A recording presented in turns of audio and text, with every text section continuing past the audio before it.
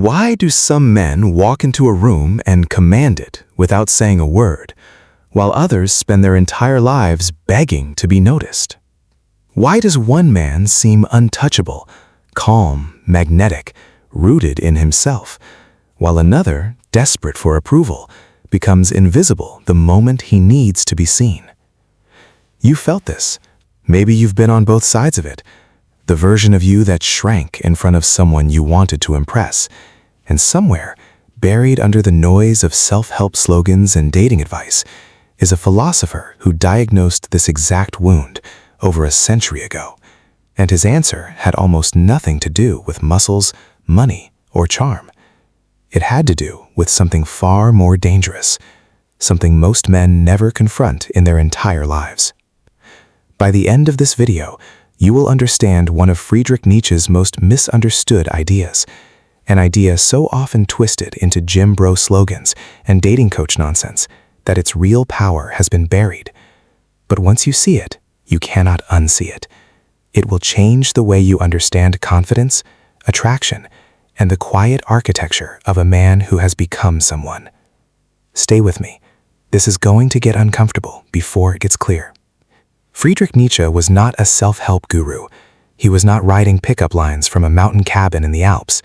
He was a sick, isolated, half-blind philosopher who spent most of his adult life in physical agony, rejected by the academic world, unloved by the woman he proposed to, and utterly alone in the final decade before his collapse. And yet, this broken, suffering man produced some of the most ferocious insights into human psychology ever written.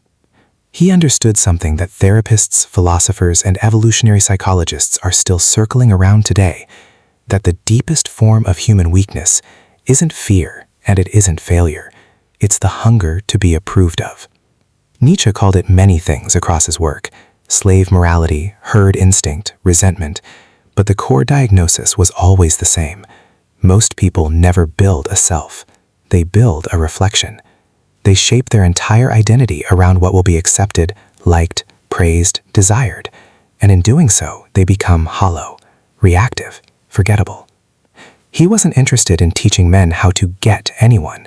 He was interested in something far more radical: how a human being becomes someone worth wanting in the first place, not through performance, but through the brutal, unglamorous process of self-overcoming.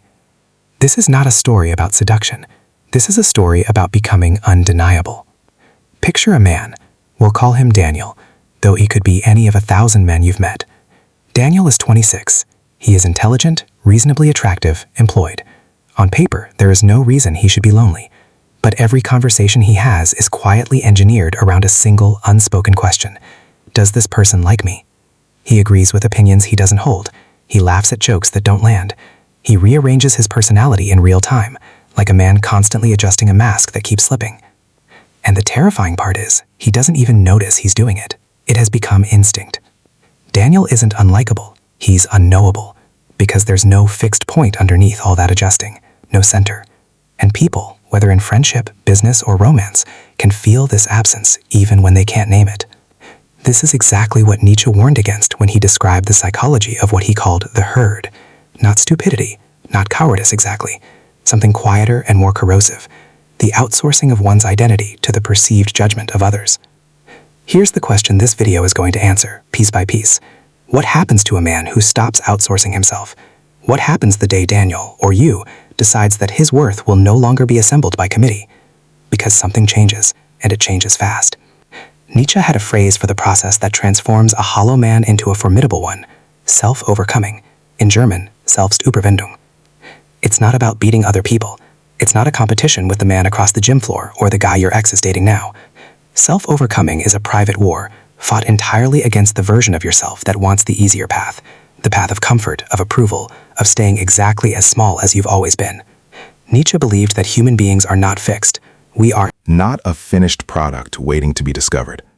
We are, in his words, something that must be overcome, again and again, in cycles that never fully end.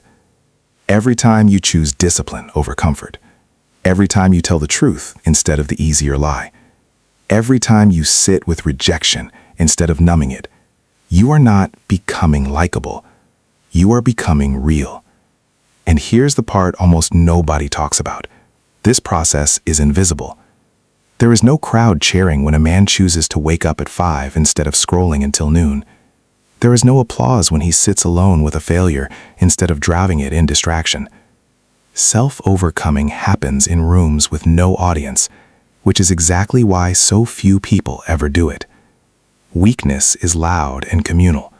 Strength, real strength, is often silent and solitary. So think about this. What is the one thing in your life right now that you keep avoiding because no one is watching to see if you do it? Hold that thought, because it matters more than you think, and we're coming back to it. There's a particular kind of stillness that some men carry.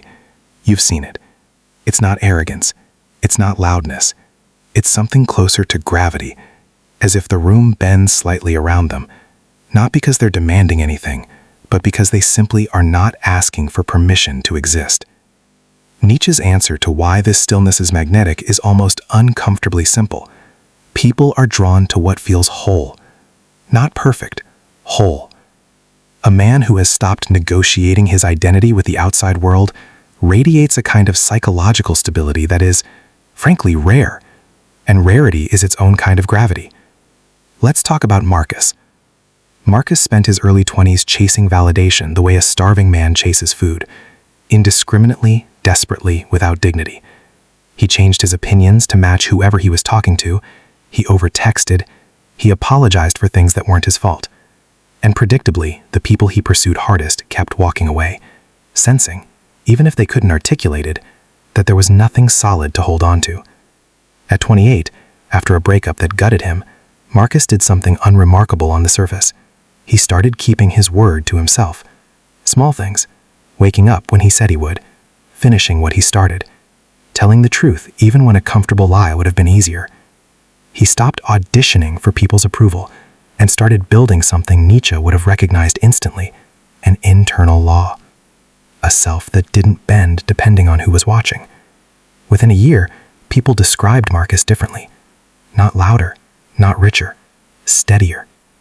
And steadiness, it turns out, is one of the most quietly attractive qualities a human being can develop, because it signals something evolutionary psychology has documented for decades, and philosophy diagnosed long before that: safety, capability, and self-command. This is not about becoming cold or emotionally unavailable. Nietzsche was no advocate for numbing. It's about becoming a man whose center of gravity lives inside himself, not in the reactions of everyone around him. But here's where most men get this catastrophically wrong, and it's the mistake that turns admiration into disgust in seconds. This is the part almost every dating advice channel butchers beyond recognition. Somewhere along the way, be a strong man got translated into dominate every room, never apologize, treat softness like a disease. This is not Nietzschean strength. This is fragility wearing strength as a costume. Nietzsche was ruthlessly clear about the difference between what he called the Übermensch, loosely the self-overcoming individual, and mere domination. True strength doesn't need to announce itself. It doesn't need an audience of people it's putting down to feel tall. Arrogance is, ironically, one of the clearest symptoms of an unresolved inferiority, a man desperately overcompensating for a self he hasn't actually built yet. Real confidence, in the Nietzschean sense, looks almost boring from the outside. It says less than you'd expect. It doesn't need to win every argument. It can hear criticism without collapsing or retaliating, because its sense of worth was never dependent on being right in the first place. Contrast two men in the same scenario. Both get rejected, publicly, in front of people they respect. The arrogant man, the fragile one in disguise, reacts. He mocks. He deflects. He needs to restore his ego immediately, because his ego was calm, the only thing holding him up. The self-overcoming man absorbs it. He might feel the sting. Nietzsche never asked anyone to pretend they don't feel pain, but he doesn't need the room to rescue his sense of self. He walks away intact, because his identity was never in that room's hands to begin with. This is the distinction almost nobody makes, and it's the single biggest reason confidence advice backfires so often. Loudness is not strength. Command is not domination. And the moment a man needs other people to feel small so he can feel tall, he has already revealed exactly how small he actually is. So here's the uncomfortable question worth sitting with. When you imagine yourself as strong, are you imagining a man who needs less from others, or a man who needs others to give him more? There is one more piece of this puzzle, and it might be the most overlooked. Nietzsche wrote extensively about the necessity of what he called having a why, a governing purpose powerful enough to organize a chaotic life into something coherent. Without it, he argued, human beings drift into what he diagnosed as nihilism, a hollowed-out existence where nothing matters enough to demand discipline, so nothing gets built. A man without purpose is psychologically adrift. And adrift men are the ones most susceptible to seeking their entire sense of worth from external validation because there's nothing internal generating it. Purpose acts almost like ballast. It gives a man something to return to that has nothing to do with whether anyone finds him impressive that day. Consider Elijah, a man who spent 3 years in what he later called the fog, unemployed, undiagnosed depression, spending 16 hours a day on his phone, watching other men's highlight reels while his own life quietly rotted. He wasn't unattractive in any conventional sense. He was invisible, because a man with no direction radiates uncertainty even when he's silent. What changed wasn't a haircut or a gym membership, though both eventually came. What changed first was smaller and stranger. Elijah picked one difficult thing, learning a trade, and committed to it with a kind of stubborn, almost irrational discipline, long before it produced any visible results. For months, nothing about his life looked different from the outside, but something inside him was reorganizing. He had a why now, and that why began dictating his mornings, his habits, his tolerance for discomfort. A year later, the transformation wasn't just physical, though he had changed physically too. It was that Elijah had become organized around something, and people, without ever being told, could feel the difference between a man drifting and a man moving with intention. This is the part evolutionary psychology and Nietzschean philosophy quietly agree on from two completely different directions. Purpose signals capability. A man building something, a craft, a body of work, a discipline, demonstrates without a single word that he can commit, endure, and follow through. And commitment, endurance, and follow through are not incidental traits. They are, historically and biologically, the traits associated with a partner capable of building a life alongside someone, not just a moment. Let's address the question in the title directly, and let's do it honestly, because oversimplifying this insults both the philosophy and the audience. No serious thinker, Nietzsche included, would claim all women are attracted to the same thing, or that attraction is a single universal formula. Human beings, all of them, are complicated, and preference varies enormously across individuals, cultures, and circumstances. Anyone selling you a guaranteed formula is selling you something false.